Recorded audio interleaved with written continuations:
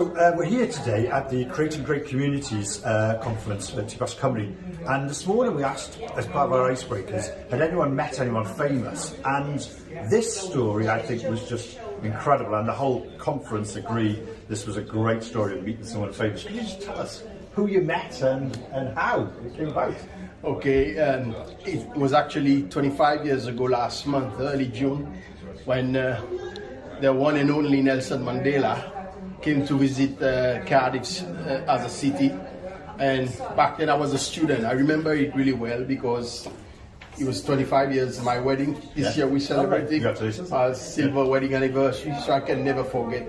So I literally graduated, got married, and moved to Seychelles. And growing up in Seychelles, all I saw a lot on the news was the apartheid going on in Africa, South Africa. So yeah, I just graduated, got married, and about to move to Seychelles. So, and as a student in Cardiff, I went down when I heard he was here.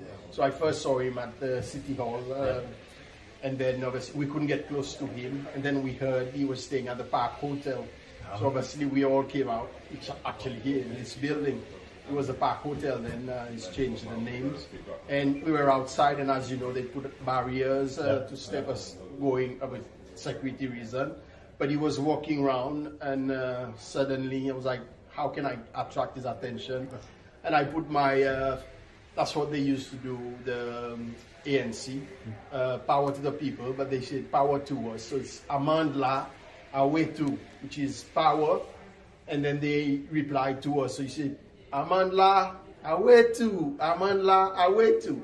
And he heard that, and he walked straight to me, and there were also not many black people in the crowd.